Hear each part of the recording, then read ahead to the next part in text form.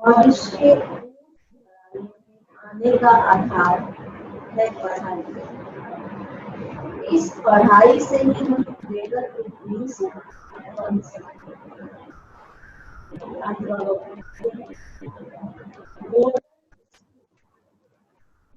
दो प्रकार से प्राप्त हो सकता है, जैसे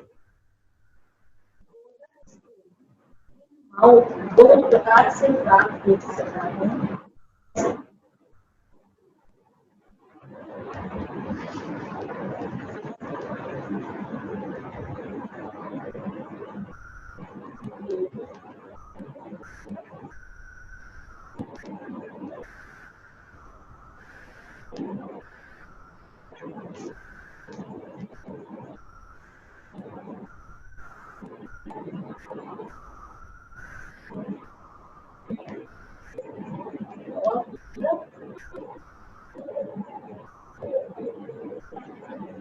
दो प्रकार से प्राप्त हो सकता है। सोने की चम्मच मुख में होगी, कैसे प्राप्त होगा?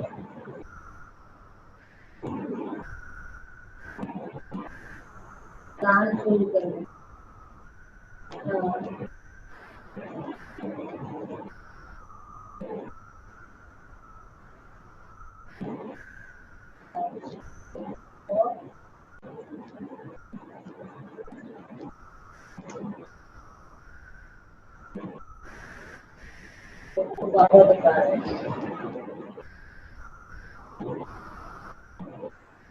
एक भक्ति में दान पुण्य करने से, दूसरा ज्ञान में पढ़ाई से।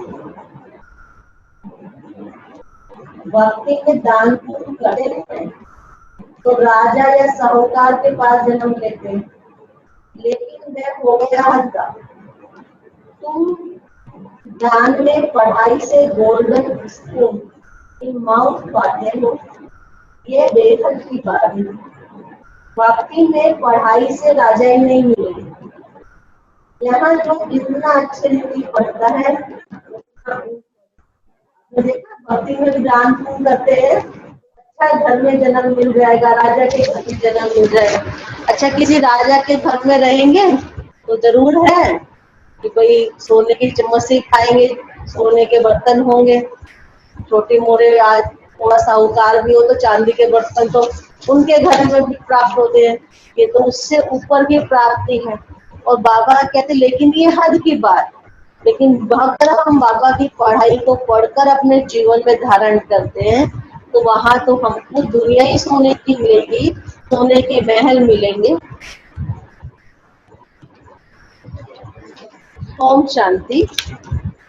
मीठे मीठे सीखी लदे बच्चों को रूहानी बाप बैठ समझाते हैं, इसको ज्यादा हानि है। बाप आकर भारतवासी बच्चों को समझाते हैं, अपने को आत्मा समझ बाप को याद करो। ये बाप ने खास फरमान किया है, तो श्री श्री कह सकते हैं, वही श्री श्री बनाते हैं। श्री माना श्रेष्ठ। तुम बच्चों को अभी पता है कि इन्हों को बाप ने ऐसा बनाया है। हम अभी नई दुनिया के लिए पढ़ रहे हैं। नई दुनिया का नाम ही स्वर्ग अमरपुरी है। महिमा के लिए नाम बहुत है। कहते हैं स्वर्ग और नर्क। फलाना स्वर्गवासी हुआ तो गोया नर्कवासी थे। परंतु मनुष्यों में इतनी समझ भी नहीं कि स्वर्ग नर्क नई दुनिया पुरानी दुनिया किसको कहा जाता है, कुछ भी नहीं जानते। बाहर का भपका कितना है। तुम बच्चे में भी थोड़े हैं जो समझते हैं, बरोबर हमको बाप पढ़ाते हैं। हम ये लक्ष्मी नारायण बनने के लिए आए। हम बेगर टू प्रिंस बनेंगे। पहले हम जाकर राजकुमार बनेंगे। ये पढ़ाई है। जैसे इंजीनियर बैरिस्ट्री आदि पढ़ते हैं तो बुद्धि में रहता है कि हम घर बनाएंगे या फिर यह करेंगे। हर एक को अपना कर्तव्य स्मृति में रहता है। तुम बच्चों को जाकर बड़े से बड़ा ऊंच घर में जन्म लेना है इस पढ़ाई से। तो हमें भी इस स्मृति को, इस पढ़ाई से हम ऊंच पद लेंगे। राजा नहीं महाराजा के घर में जन्म लेंगे, स्वर्ग में रहने वाले होंगे। गोल्डन स्पून इन माउथ हमारे मुख में होगा। तो जो जितना जास्ती पढ़ेगा उतना बहुत ऊंच घर में जन्म लेगा। राजा के घर में जन्म ले फिर राजाई चलानी है। गाया भी जाता है गोल्डन स्पून इन माउथ। एक तो ज्ञान द्वारा ये गोल्डन स्पून इन माउथ मिल सकता है। दूसरा अगर दान पुण्य अच्छी रीति करें तो भी राजा के पास जन्म मिलेगा। वह हो गया हद का, यह फिर बेहद का। हर बात को अच्छी रीति समझो। कुछ भी समझ में ना आवे तो बाबा कहते हैं ना आए तो पूछ सकते हो। नोट करो ये बातें बाबा से पूछे। मुख्य है कि बाप की याद की बात। बाकी कोई संशय आदि है तो उनको ठीक कर देंगे। यह भी बच्चे जानते हैं। जितना भक्ति मार्ग में दान पुण्य करते हैं तो साहूकार के पास जन्म लेते हैं। जो कोई बुरा कर्म करता है तो फिर ऐसा जन्म मिलता है बाबा। तो कोई बुरा कर्म करता है तो फिर ऐसा जन्म मिलता है, बाबा के पास आते हैं। कोई को ऐसे कर्म बंधन है जो बात मत पूछो। ये सब बाबा कहते हैं पास्ट कर्म बंधन है। राजाएं भी कोई ऐसे होते हैं, बड़ा कर्म बंधन कड़ा होता है। इन लक्ष्मी नारायण का कोई भी बंधन नहीं, वह योग बल की रचना है। जबकि योग बल से हम विश्व की राजाई ले सकते हैं, तो क्या बच्चा पैदा नहीं हो सकता? पहले से ही साक्षात्कार हो जाता है। वहां तो ये कॉमन बात है। खुशी में बाजे बजते रहते हैं। बूढ़े से बच्चा बन जाता है। महात्मा से भी बच्चे को जास्ती मान दिया जाता है, क्योंकि वह महात्मा तो फिर भी सारी लाइफ पास कर बड़ा हुआ है, विकारों को भी जानता है। छोटा बच्चा नहीं जानता, इसीलिए कहते हैं महात्मा से भी ऊंच कहा जाता है। हाँ, तो सभी महात्माएं हैं। कृष्ण को भी महात्मा कहते हैं, वह सच्चा महात्मा है। सतयुग में महान आत्माएं होती हैं, उन जैसा यहाँ कोई हो ना सके। तुम बच्चों को अंदर में बहुत खुशी होनी चाहिए। अभी हम नई दुनिया में जन्म लेंगे। ये पुरानी दुनिया खत्म होनी है। घर पुराना होता है तो नए घर की खुशी होती है ना। तो कितने अच्छे अच्छे मार्बल्स आदि के घर बनाते हैं। जैनी लोगों के पास पैसा बहुत होता है, वह अपने को भी ऊंच कुल का समझते हैं। वास्तव में यहाँ कोई ऊंच कुल नहीं है। ऊंच कुल में शादी के लिए घर ढूंढते हैं, वहाँ कुल आदि की बात नहीं होती। वहाँ तो एक ही देवताओं का कुल होता है, दूसरा कोई नहीं। इसके लिए तुम संगम पर अभ्यास करते हो कि हम बाप के बच्चे सब आत्मा है।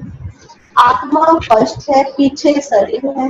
दुनिया में सब देह अभिमानी रहते हैं, तुमको देह की अभिमानी बनना है। ग्रस्त व्यवहार में रहते अपनी अवस्था को जमाना है। बाबा को कितने बच्चे हैं, कितना बड़ा गृहस्थी है, कितने ख्यालात रहते होंगे, इसको भी मेहनत करनी पड़ती है। मैं कोई सन्यासी नहीं, बाप ने इसमें प्रवेश किया है। ब्रह्मा विष्णु शंकर का भी चित्र है। ब्रह्मा सबसे ऊंचा, तो उनको छोड़ बाप किस में आएगा।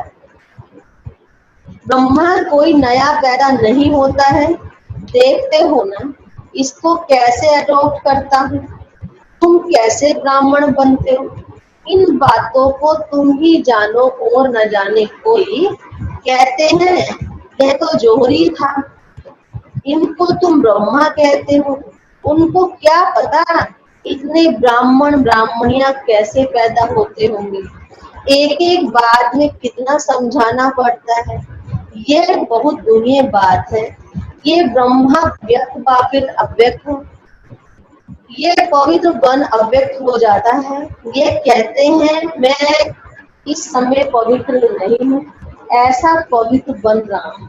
तो प्रजापिता तो यहाँ भी होना चाहिए, नहीं तो कहाँ से आया। बाबा खुद समझाते हैं मैं पतित शरीर में आता हूँ, तो जरूर इसको ही प्रजापिता कहेंगे। सूक्ष्म वतन में नहीं कहेंगे, वहां तो प्रजा क्या करेगी।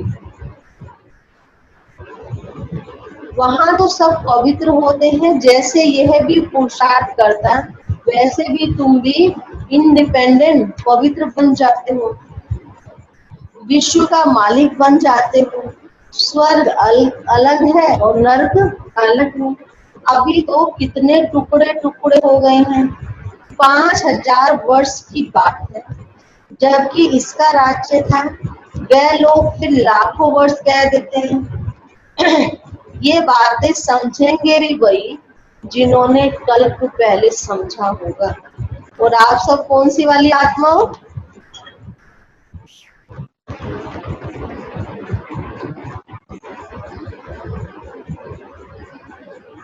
हाँ, कल्प पहले वाली समझने वाली आत्मा। तो बाबा कहते तुम देखते हो यहाँ मुसलमान पारसी आदि सब आते हैं। खुद मुसलमान फिर हिंदुओं को नॉलेज दे रहे हैं, बंडर है ना। समझो कोई सिख धर्म का है, वह भी बैठ राजयोग सिखलाता है। जो कन्वर्ट हो गए हैं वह ट्रांसफर हो देवता कुल में आ जाएंगे। बाबा कहते बच्चे सेटलिंग लग रहा है तुम्हारे पास। क्रिश्चियंस पारसी भी आते हैं, बौद्ध भी आए हैं। तुम बच्चे जानते हो जब समय नजदीक आएगा तब चारों ओर से हमारा नाम निकलेगा। एक ही भाषण तुम करोगे तो ढेर तुम्हारे पास आ जाएंगे। सबको स्मृति आ जाएगी हमारा सच्चा धर्म यही है। जैसे कई आते बाबा के बच्चे बनते और आगे से ही उनको ये फीलिंग आती कि अब हम सही जगह सही ठिकाने पे आ गए। तो जो हमारे धर्म के होंगे वह सब आएंगे तो सही ना। लाखों वर्ष की बात नहीं, बाप बैठ समझाते तुम देवता कुल के थे, अभी देवता बनने के लिए बाप से वर्षा ले रहे हो। तुम सच्चे सच्चे पांडव हो। पांडव अर्थात पंडे, वह जिस्मानी पंडे हैं, तुम ब्राह्मण रूहानी पंडे हो। तुम अभी बेहद के बाप से पढ़ रहे हो। ये नशा तुमको बहुत होना चाहिए। हम बाप के पास जाते हैं जिससे बेहद का वर्षा मिलता है। वे हमारा बाप भी है टीचर भी है। इसमें पढ़ने के लिए कोई टेबल कुर्सी आदि की भी दरकार नहीं है। ये तुम लिखते हो सो भी अपने पुरुषार्थ के लिए। जो डायरी पेन लेके आप सब बैठे हो और वगैरह, ये भी किस लिए लेके बैठे हो? अपने पुरुषार्थ के लिए, कि दिन में हम मन चिंतन कर सकें। वास्तव में ये सब समझने की बातें हैं। शिव बाबा तुमको पत्र लिखने के लिए ये पेंसिल आदि उठाते हैं। बच्चे समझेंगे शिव बाबा के लाल अक्षर आए हैं। बाबा ना लाल रंग से लिखते थे। बाप लिखते हैं रूहानी, बच्चे भी समझते हैं रूहानी बाबा। तो ये बहुत ऊंचे से ऊंच है, उनकी मत पर चलना है। बाप कहते काम महाशत्रु है, ये आदि मध्य अंत दुख देने वाला है, उस भूत के वश मत हो। पवित्र बनो बुलाते भी है, हे पतित पावन आओ। तुम बच्चों को अभी बड़ी ताकत मिलती है राज्य करने की, जो कोई जीत पा ना सके। तुम कितने सुखी बनते हो, तो इस पढ़ाई पर कितना अटेंशन देना चाहिए। हमको विश्व मिलती है, तुम जानते हो हम क्या से क्या बन रहे हैं। भगवान हो बाज, मैं तुमको राजयोग सिखाता हूँ, राजाओं का राजा बनाता हूँ।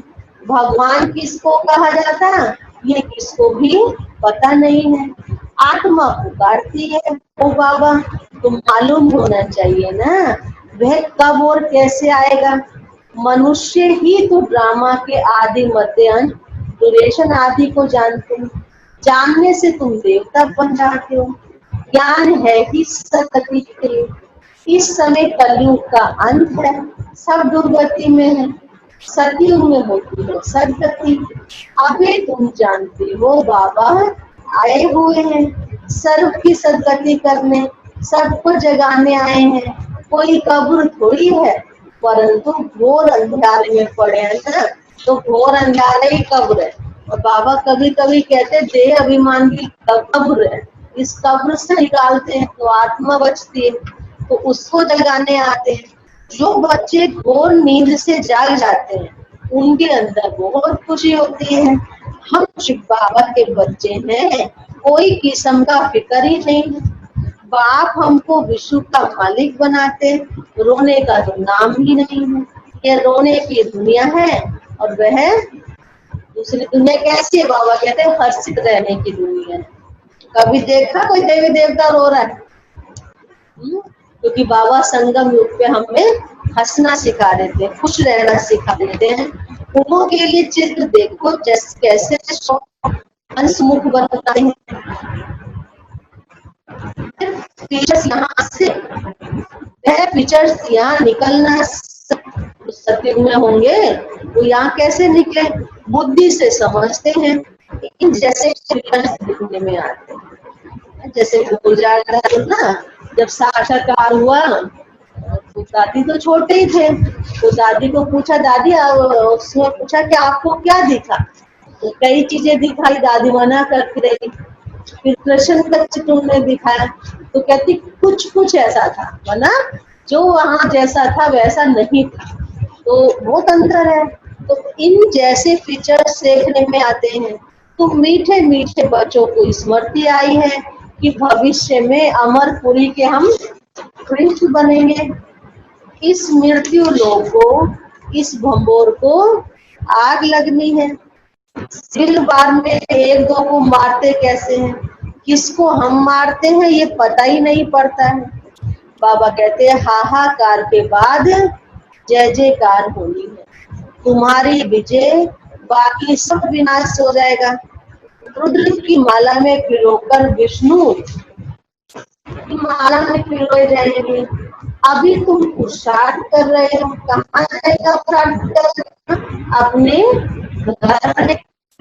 भक्ति का कितना फैलाव है, जैसे झाड़ के अनेक पत्ते होते हैं वैसे भक्ति का भी फैलाव है।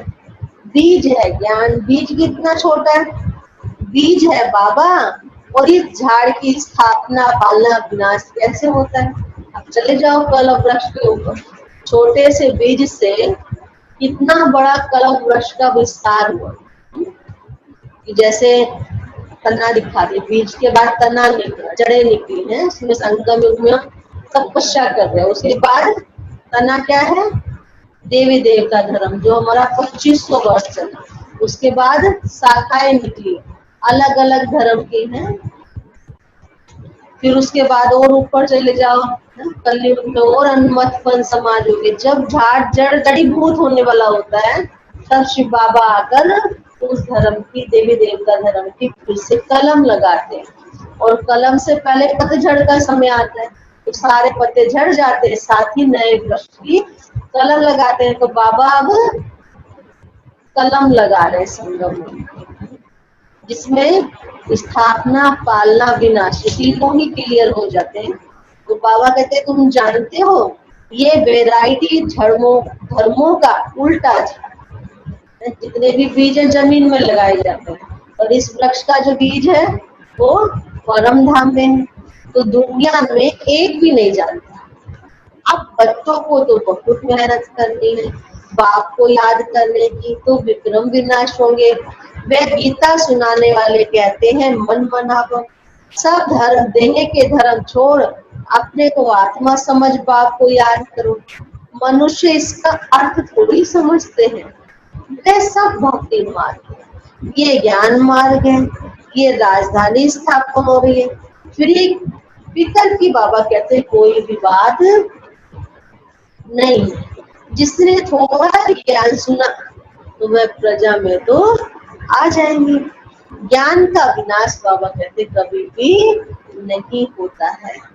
बाकी जो यथार्थ जान पुरुषार्थ करते हैं वही ऊंच पद पाते हैं। ये बुद्धि में समझ है। हम प्रिंस बनने वाले नई दुनिया में।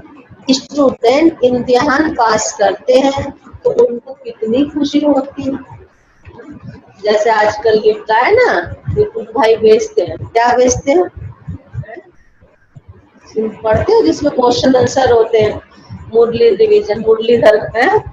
तो बड़ी खुशी होती है कि जब नंबर मिलते हैं। अच्छा हम इतने नंबर, मुझे कई तो इतने खुश होते हैं, मुझे भेज देते कि दीदी हमें इतने नंबर मिल रहे हैं। तो सोचो भेजने वाले को खुशी है, जब दे रहे हो तो भी खुशी है। तो बाबा कहते इतनी अच्छे से मंथन करके सुनाते। तो बाबा कहते अब जब हम फाइनल एग्जाम पास करेंगे तो कितनी खुशी होगी, और उससे खुश होके फिर हम देवता बन जाएंगे। मैं तो कहती हूँ सारे भाई बहनों को वो एग्जाम डेली मुरली मंथन का देना चाहिए। तुमको तो 1000 बार जास्ती अतीन्द्रिय सुख होना चाहिए। हम सारे विश्व का मालिक बनते, कोई भी बात में कभी भी रूठना नहीं चाहिए। इतनी खुशी हो कि कभी रूठना शब्द जो है वो ब्राह्मणों की डिक्शनरी में होना ही ना चाहिए। ब्राह्मणी से भी नहीं बनती है, बाप से भी रूठते हैं। अरे तुम बाप से बुद्धि का योग लगाओ, उनको तो प्यार से याद करो। बाबा बस आपकी ही याद करते करते हम घर आ जाएंगे। अच्छा मीठे मीठे हृदय बच्चों प्रति माता पिता बाप दादा का याद प्यार गुड मॉर्निंग। रूहानी बाप की रूहानी बच्चों को नमस्ते, रूहानी बच्चों की रूहानी बाप को नमस्ते। आज बाबा धारणा के लिए सार सुना रहे हैं। किसी भी बात का फिक्र नहीं करना है, सदा हर्षित रहना है, स्मृति रहे। क्या स्मृति रहे? हम शिव बाबा के बच्चे हैं, तो बाप आए हैं हमें विश्व का मालिक बनाने। सेकंड है अपनी अवस्था को एक प्लस बनाने के लिए देही अभिमानी बनने का पुरुषार्थ करना है। इस पुराने घर से मोहम्मद निकाल देना है। आज बाबा वरदान दे रहे हैं, बंधनों के पिंजरे को तोड़कर जीवन मुक्त स्थिति का अनुभव करने वाले सच्चे ट्रस्टी भव। शरीर का व संबंध का बंधन ही पिंजरा है।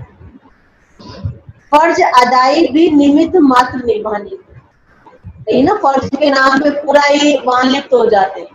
तो बाबा कहते हैं ऐसे फर्ज अदाई भी निमित्त मात्र निभानी है, लगाव से नहीं, तब कहेंगे निर्भर। जो ट्रस्टी बनकर चलते हैं वही निर्बंधन है। यदि कोई भी मेरापन है तो पिंजड़े के बंधन में।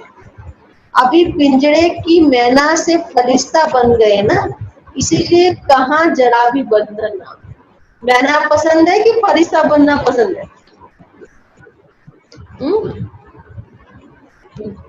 पिंजरे में रहना पसंद है? तो देखो पिंजरे में रहना माना खुद को अपने ही कर्म बंधनों में फंसा देना और कहना हमारा तो फर्ज है ना बाबू जी, फर्ज है, लेकिन फर्ज अदायगी भी कैसे करनी है? निमित्त मात्र करनी है। मन का भी बंधन नहीं, क्या करूं कैसे करूं, चाहता हूं होता नहीं। अब ये क्या है? मन का बंधन। जब मरजीवा बन गए तो सब प्रकार के बंधन समाप्त हो गए, सदा जीवन मुक्त स्थिति का अनुभव होता रहे। तो आज सोचना, विचार करना, मंथन करना, किन्हीं बंधनों के पिंजड़े में तो नहीं पड़े हुए हम, और अगर पड़े हुए हैं तो निकलने का तरीका बाबा ने बता दिया है। स्लोगन है, संकल्पों को बचाओ तो समय बोल सब से ही बच जाएंगे। संकल्पों को बचाओ तो समय बोल सब से ही बच जाएंगे। ओम शांति।